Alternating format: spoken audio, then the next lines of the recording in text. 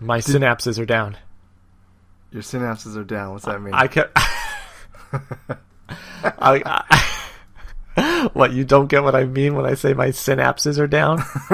The synapses are down. I don't know how else to explain it to you. You're listening to Mike and Scott read a poem. This is episode 30, Sonnet 48. Mike, is there anything that you want to accomplish on the sonnet this week? I want to make sure that I give it my all. Okay. Try my best. All right, that's fine. And no matter what happens, Uh-huh. I can take solace in knowing the fact that I gave it everything I've got. All right, well, that sounds like a loser talking. So, all right, I'll tell you one thing that I want to accomplish. That's what losers say. I'm going to set a specific goal. I am going to make it my goal. You know how sometimes Elizabeth Barrett Browning comes up when we look up these sonnets? I'm going to make it my goal to connect Shakespeare's Sonnet 48 to Elizabeth Barrett Browning's Sonnet 48. Do you think I can do it? I think you got this. Okay, well, let's see if I can do it. You're I think listening you do it. To episode 30, Sonnet 48, on Mike and Scott Read a Poem.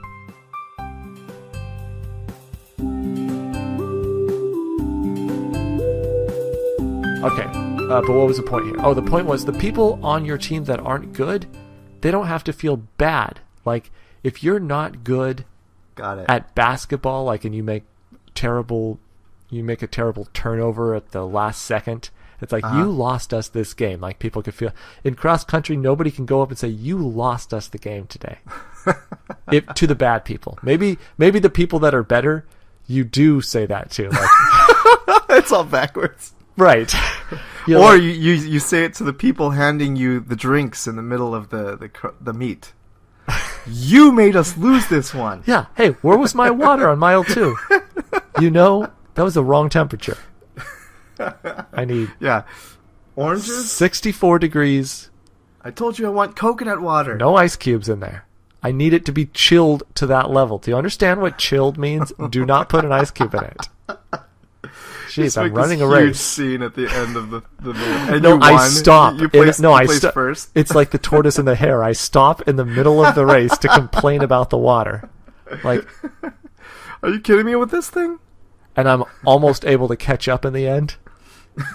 But I'm not quite able to, and then I go up to you at the end of the race, and I'm like, hey, I came in second. I yelled at you for 45 seconds. I lost by 30 seconds. Do you understand what this means? If you had the water correctly, I would have won by at least 15 seconds. Do the math. And chill my water. Do not put ice cubes in it. Okay.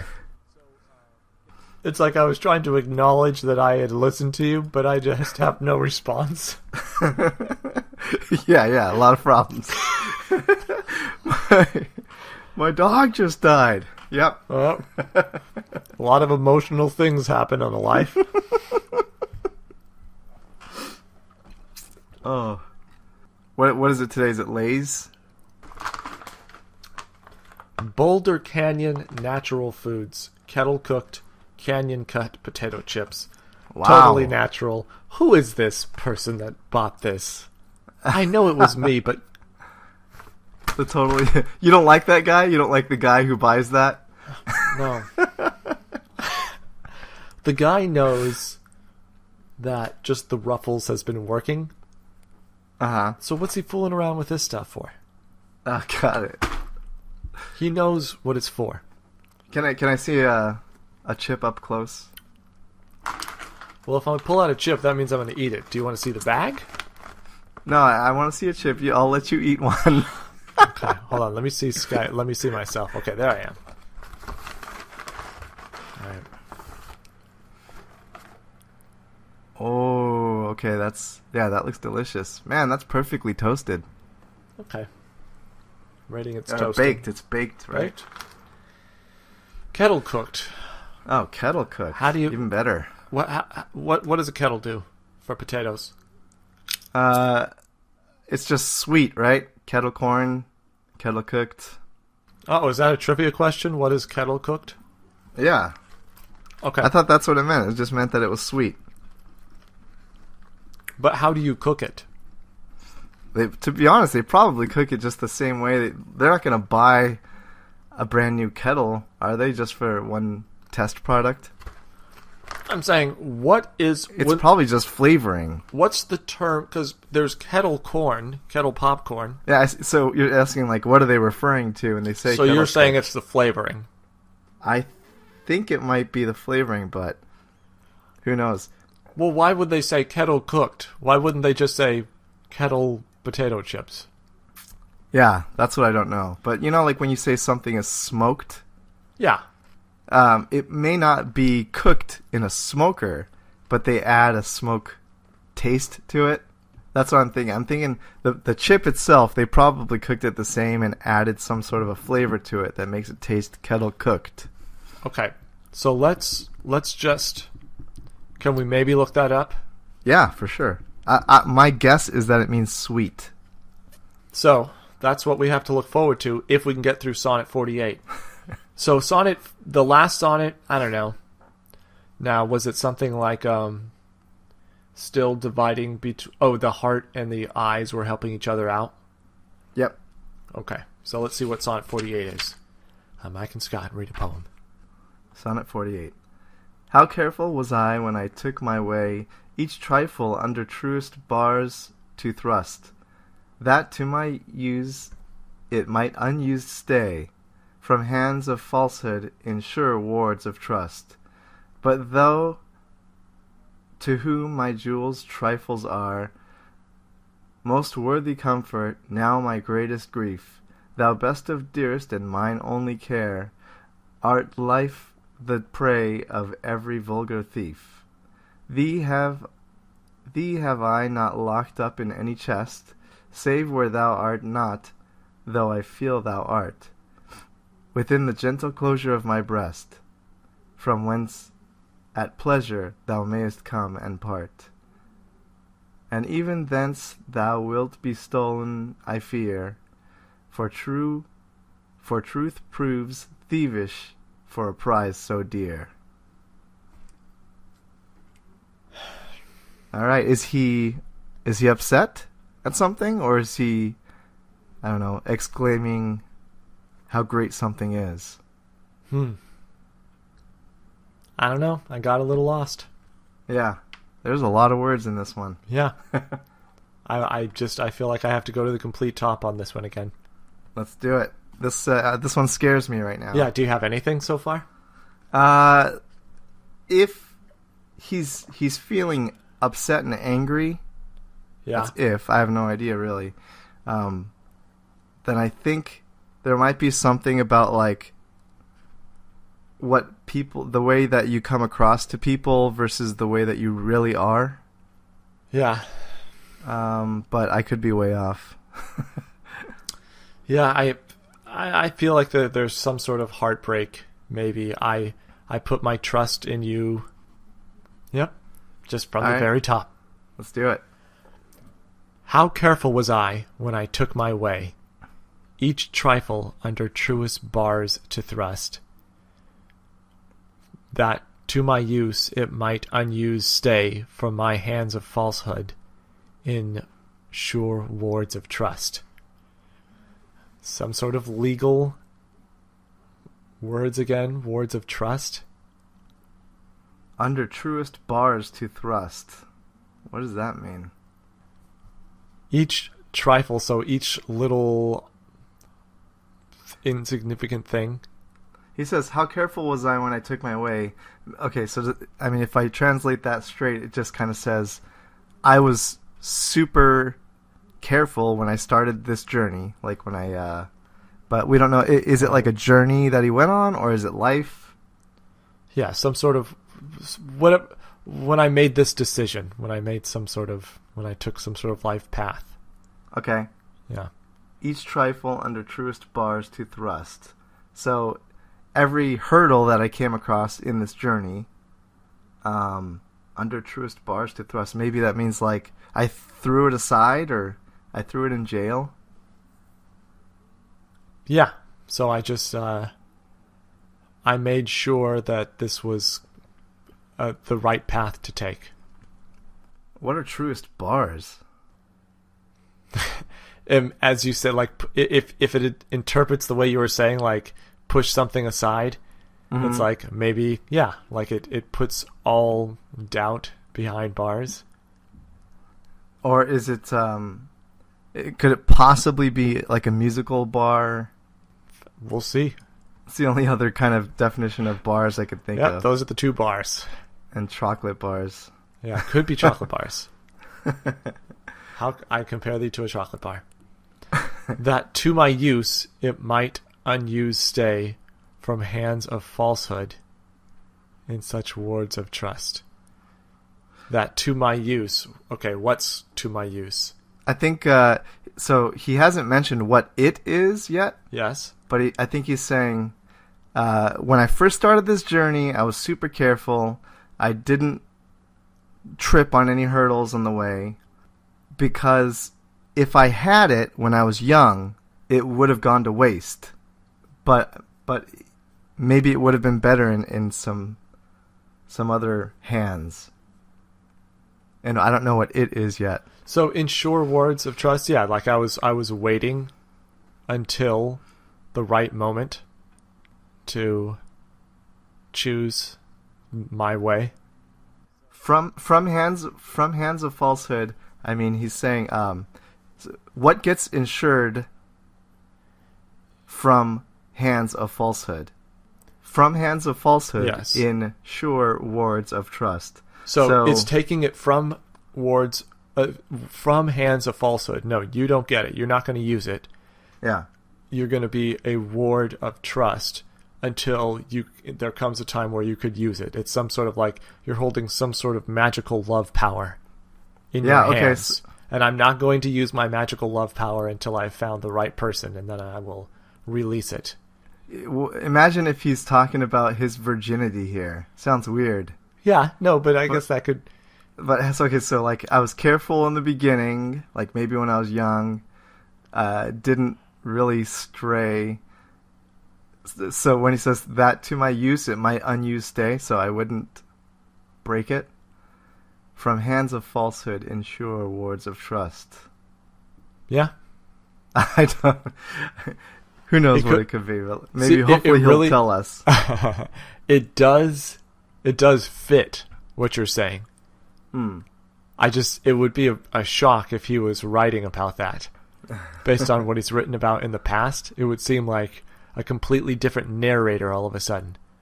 Unless he's saying something along the terms of, I've saved myself for only the best, and I gave it to you. Yeah, something like that. He might be, but who knows? We'll see. But thou, to whom my jewels trifles are, so my jewels, so my best things, trifles are. So my or best... family jewels. So the jewels to me, like things that I have that I think are valuable, they would be nothing to you. Though is like even though, right? But though. Yeah. To whom my jewels trifles are, to whom my jewels aren't anything fancy. Yeah. Most worthy comfort, now my greatest grief. So my jewels were my comfort. Now they're my grief. Okay. Thou, best of dearest and mine only care, art left the prey of every vulgar thief. Thou best of dearest and mine only care. What's thou best of dearest? I don't know yet. I'm wondering if this one is going to be about his writing at all. But he hasn't said anything about pen or anything like that. Well, we'll see. We'll just keep going until something we'll come starts back to to this click. one.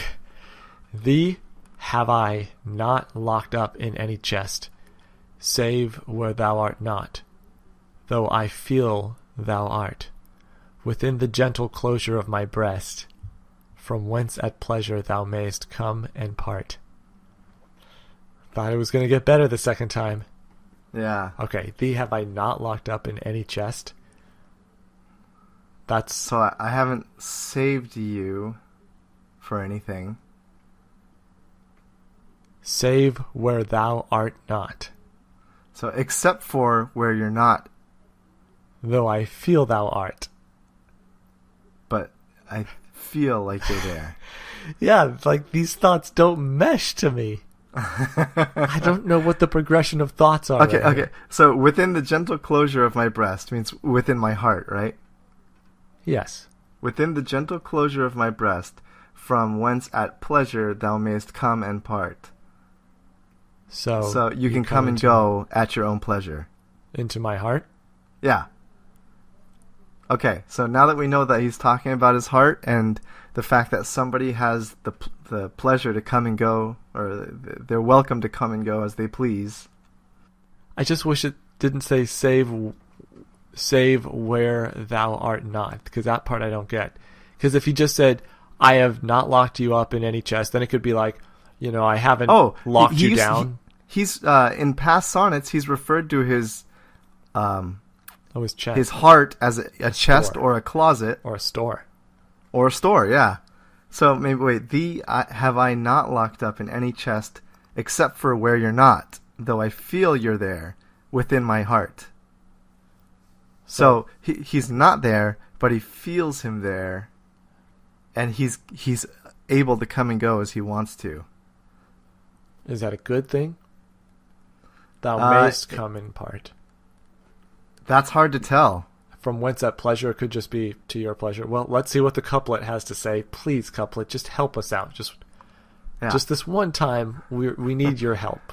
Last once week, again, it's helped us out before. Yes, but there have been other times where I think maybe it was even last week where we were like, okay, we have the sonnet, so couplet, don't throw us off track.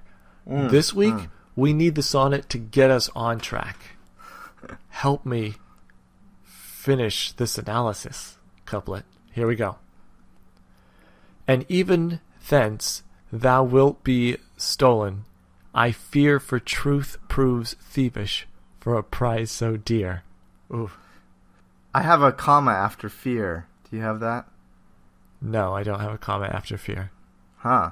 Mine says, and even thence thou wilt be stolen, I fear, for truth proves thievish for a prize so dear. That makes you feel the rhyme better.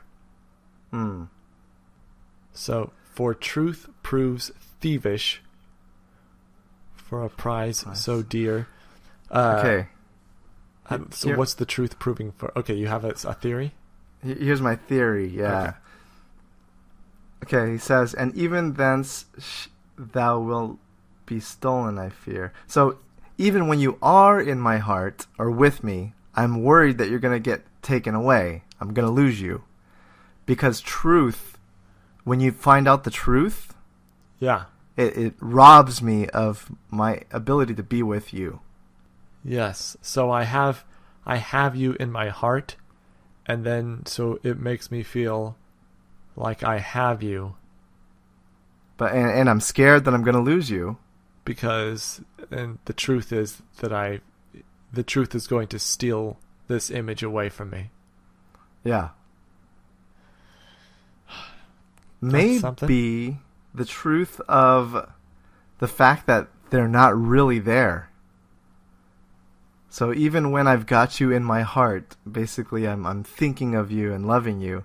The truth is you're not really here, and it tears that feeling away from me.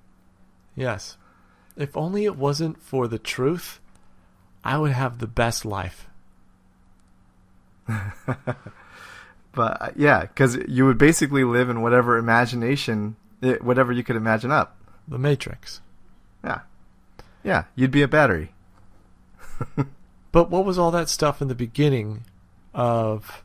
Well, let's see if it makes any sense now that we kind of have somewhat of an idea that he's talking about having somebody with him versus not having them with them, and the idea of, him being able to store that person within his heart. I wonder if that means just have him to himself, like, be together publicly. Yeah, whatever it could that mean meant. that. How careful was I when I took my way? each trifle under truest bars to thrust, that to my use it might unused stay, from hands of falsehood, in sure wards of trust. Okay, so let's think.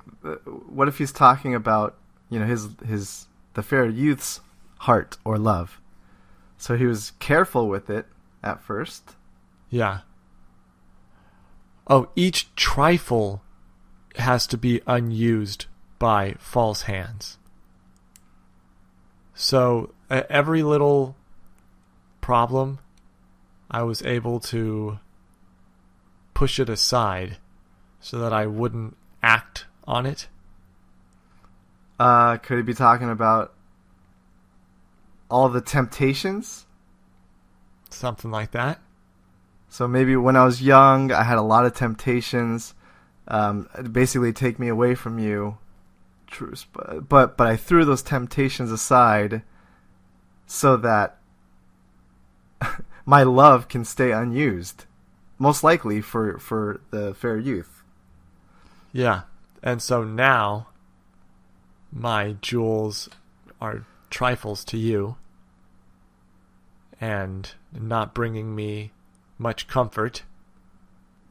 Okay, now what's the last two lines of that part? Thou best of dearest and mine only care, art left the prey of every vulgar thief.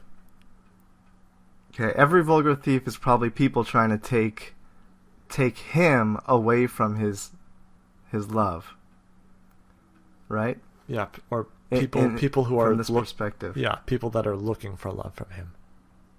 Yeah, but from Shakespeare, right? Most worthy comfort now my greatest grief. So what I used to love, his most worthy comfort was the fact that anybody could love him, that he was a great person. But now it's his greatest grief because he might accidentally love somebody other than the fair youth. Thou, though best of dearest and mine only care, art left... Oh, my only care is like my only care in the world. Art left the prey of every vulgar thief. So the only thing I ever cared about is left as prey to anyone who wants to steal love. Okay, yeah. Because you're out there. Because I have not locked you away. Even though in my heart sometimes it feels like I have. So the thief would steal him from the fair youth, or the fair youth from him? I think the fair youth from him. Okay, alright. Yeah, I see that too then. Thee have I not locked up in any chest, save for where you aren't. So I don't have you locked up. I don't have you on lockdown. Yeah. And then I'm just skipping save where thou art not. Oh, so I save where thou art not? So except from where you are not? Yeah. So I don't have you on lockdown at all, except for one place where you're not. It's my heart. Okay, that's the old... Oh, okay. Thank you. Yeah. You made me see it. I don't have you locked up anywhere except for the one place where you actually are not, and that's inside my heart. You're always going to be there. You're always locked down in there. But, you're allowed to come in and out of my heart as you please. And even though you will be stolen... There's another reference to the thief stealing him away. Yeah. Or her.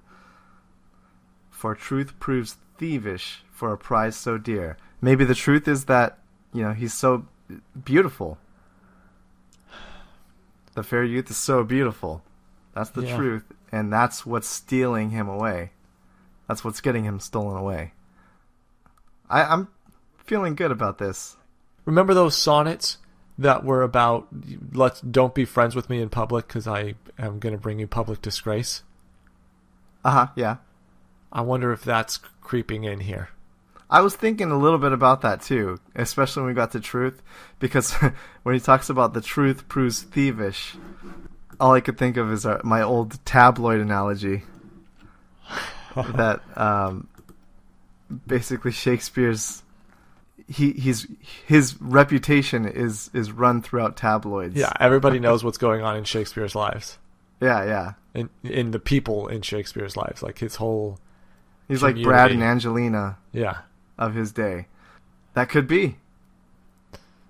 What, your tabloid thing again?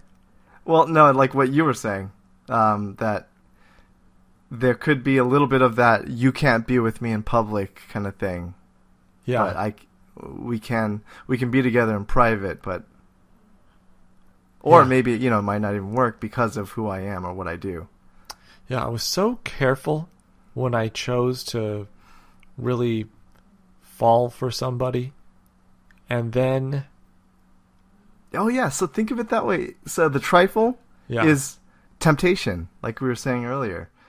I was super careful when I first fell for you to not be tempted by anyone else, so that I can be saved for you, whether it be virginity or love, whatever. They're kind of same here. From hands of falsehood, ensure wards of trust. So, away from bad people or the people trying to take me away from you. yeah. So Or I'm liars? collecting all these wonderful, like, jewels along the way by avoiding all these trifles, and then I finally get to you and I offer you all these jewels, and it's like nothing to you. Yeah, I think. Jewels is like an outwardly appearance thing, right? Like jewels on a crown. So he's saying, I'm beautiful, I'm great, but you don't even care about how I look. My most worthy comfort, the comfort that I used to be able to take in vanity, is now my greatest grief. Well, I've never heard him talk about his actual appearance, so I'm wondering if it could be maybe his sonnets. So my jewels, like maybe my jewels are my sonnets. It could be sonnets, yeah. Or it could actually be literal. My wealth? My wealth. And Yeah. like the actual little money that I do have. You are of much higher status than I am. So the things that bring me comfort, I'm now embarrassed about. Because, now I'm getting lost again. Thou best of dearest, and mine only care, art left the prey of every vulgar thief. So my greatest grief is that you, who are my best and dearest and the only thing I care about, are going to be left. Okay, so yeah, people are going to come after your love. Yeah, and take you. Yeah.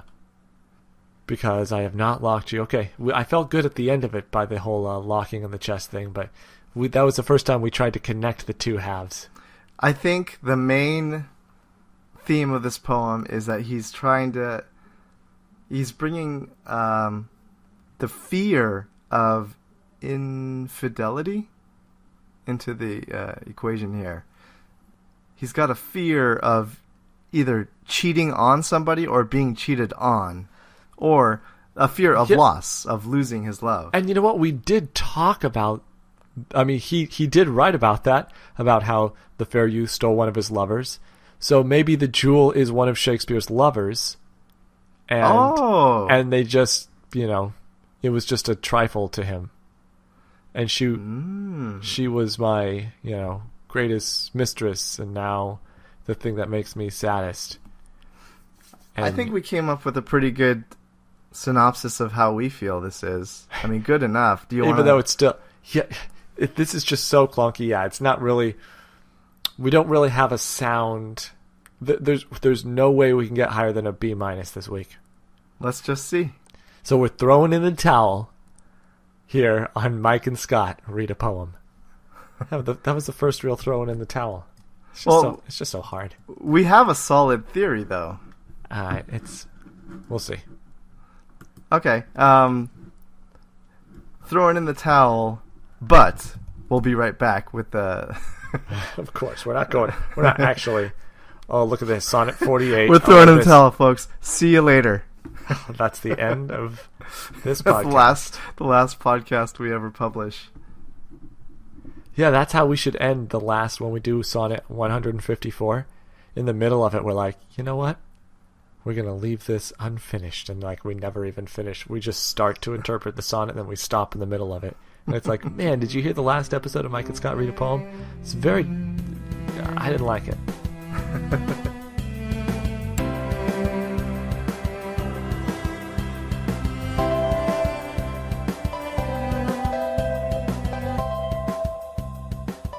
We're supposed to take all that stuff in the beginning. We're supposed to take it literally. Each trifle is just his belongings. So, and under truest bars to thrust is just like a safe deposit box, like in a bank. Really? Yeah. So it's okay. So it's not jail. It's a safety deposit. Safety deposit box. So it's like my watch, my really fancy watch. I never wear it. I don't want to leave it in the house. I just want to keep that just in case I need it. So I'm going to put it in the safe deposit box. So that's where I would put all my belongings.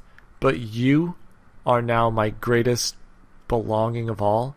And I can't put you in a safe deposit box. Except the one in my own chest. Yeah, I don't think we're that far off, but... Yeah. So it definitely takes a bit of a turn there. Yeah. And you're allowed to come in and out of my heart as you please, but I am still a little concerned that you're going to get stolen, because even an honest man, so even like one of my friends, could try to steal you from me because you're such a dear prize. They would rather end a friendship with me than pass up a chance to be with you. So there's always this fear that you're going to be stolen. Even though I've locked you in my heart, I can't lock you in an actual chest like I can with my watch and my jewels. Ah. So we didn't get there. We didn't get there. But, So, yeah. I don't know what to say. We didn't get there. You miss 100% of the shots you don't take. Not really mathematically true. So, yeah, I don't even remember what our thing was. Should we try to rehash it and pick out the good parts? Yeah, sure. Okay, so what did we say it was? In the beginning, we thought it's like when he fell in love with somebody, all the temptations that would take him away from the fair youth, he discards. But truest bars to thrust means save them, right? Well, now we know, yes. Yeah. Under each trifle under truest bars, if we had interpreted the bars to mean at a safe deposit box, but we didn't do it. But going with our interpretation, I mean, at least, we got it to make sense. We could be proud of that, even though it's wrong. Yeah. It's much better than we could have done in our first episode. Yes. To whom my jewels trifles are. So we kept going with, this is some sort of... Well, at first I wanted it to be like his emotional value. That's what his jewels are. But then we thought about maybe his looks and then maybe his sonnets. We couldn't figure out what his jewels were. On Shakespeare's Dash Sonnets? Yeah. It says, but thou to whom my jewels trifles are. He says that jewels are basically like it's often used as a term of endearment for a lover. So like, oh, you're the jewel of my eye kind of thing. Okay, yeah. But though to whom my jewels trifles are, most worthy comfort. So I have all these trifles that I have locked away in the safe deposit box. Mm-hmm. But you're my greatest jewel of all. All my other things are just trifles. You are a jewel. You are the thing that makes me feel best in my life. But you're also my greatest grief. Because you're the only thing I really care about, and you're the thing that is most vulnerable to thievery. Yeah, okay. Yeah, we were pretty off there, but again, we still did come up with a story that made sense. Yes. Which is what's cool about the Shakespearean sonnets. Like, we're making ourselves feel better now. This is us licking our wounds. This is what we have to do when we get it wrong. I think it's true, man. I think it's true. Yeah, we have to congratulate each other on, a nice attempt. No. I think that even the best interpretation of a Shakespearean sonnet is still an interpretation. Yes, but once you read it in a way that makes sense, you don't want to go back to reading it. The reason that we couldn't interpret it our original way again was because it didn't quite make sense from top to bottom. We didn't have a unifying interpretation going the whole way. We made sense of it. We made our own sense of it. Yeah, but I feel like force. But I feel like we kind of skipped over the parts that connected two thoughts. Yeah. I still think it was fun getting to where we got. Oh, I sure do. I sure do, buddy. That's why we're going to continue doing this show, even though sometimes we get it wrong. Yep. So let me tell you, though, when I was looking up the analysis online, Elizabeth Barrett Browning popped up again. Wow. So we always like to check in with her. She's still in contention. She's on a hot streak still. She has a good average going. She's still in the newsstands. So we're going to look up kettle cooked definition. Like, what exactly does that mean? Mm-hmm. What are the seasonings even? We're going to read Elizabeth Barrett Browning's sonnet. Do you have anything else that you want to add? Oh, by the way, last week we were talking about the player to be named later. Oh, yeah. And I missed what was actually your question. Who was the player that had been traded the most number of times? Well, I don't remember any of them specifically, their names, but there are like 5 or 6 people that have been traded the same number of times, all being, there's like a 5 or 6 way tie for first, is what I should say. And that number was the number I guessed, which was 8 times. Whoa! That is a lot of moving. Yeah, a lot over the course of 10 years. Yeah. Or even 8 years. If even that. That's crazy. Yeah. Okay, but do you want to add any trivia questions? Nope. All right, so we'll look up what kettle cooked is and Elizabeth Barrett Browning sonnet here on Mike and Scott Read a Poem.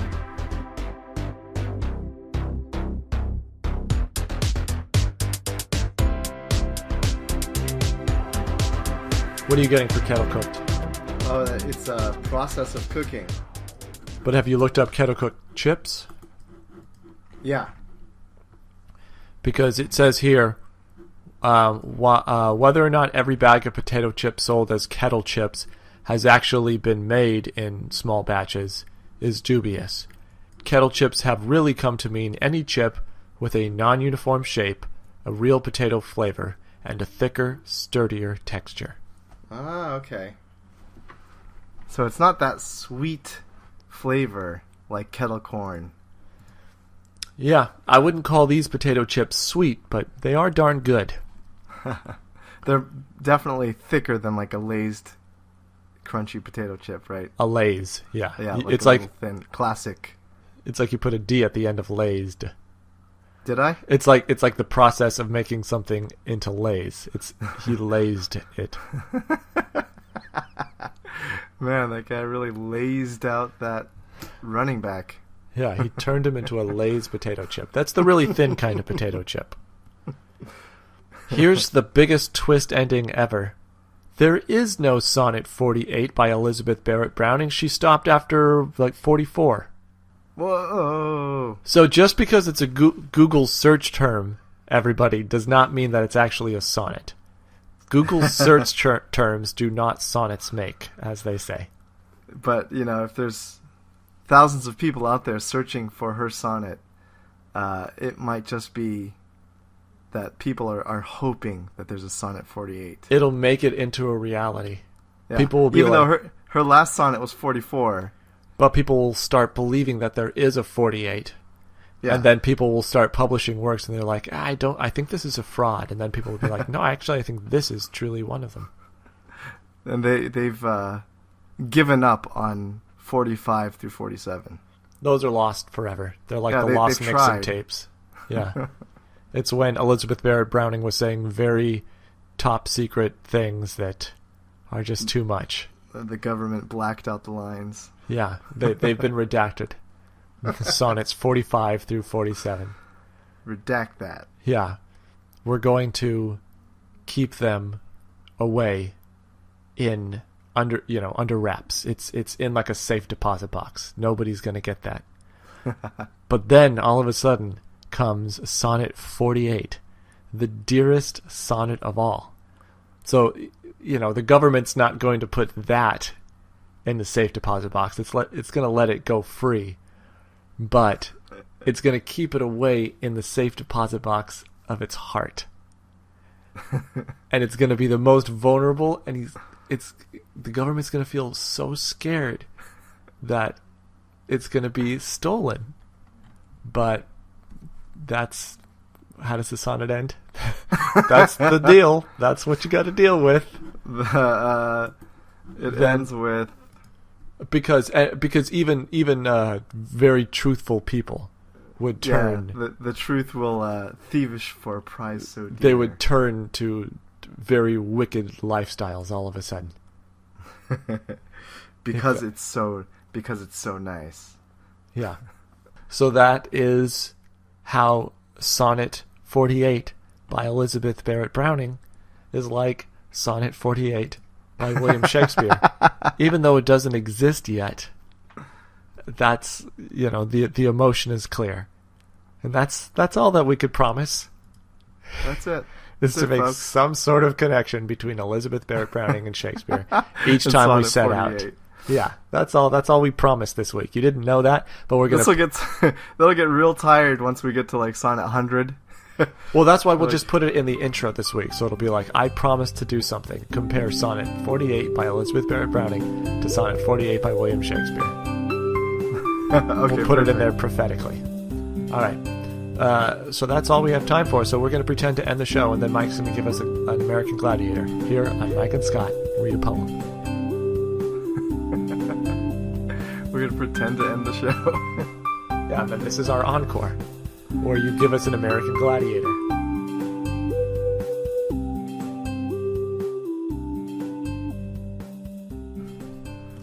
Okay, so this week's episode is brought to us by the American Gladiator Jazz. Jazz was on the American Gladiators in the last season. For the last 5 seasons, from 1993 to 96. And, not for the reprisal of American Gladiators, the originals. Well, did anybody stick around for the reprisal? I don't think so. That'd be quite a gap in time. That would be, yeah. I don't want anybody getting hurt out there. The American Gladiators have a great pension plan and retirement, so they stick around for a while. Yeah.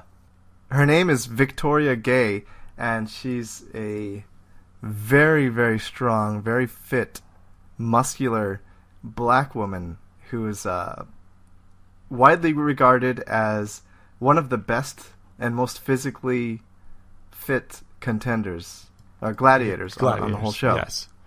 And we know how tall and what weight defined her. Did you see how hard it was for me to get out of that sentence? Defined her female contenders, because it's on an Angel Fire website that we found about this American Gladiator. If you ever wanted to see a picture of the Gladiator Jazz, one YouTube video, and then a list of height and weight next to names of women, this is the website for you. Mm-hmm. We found it.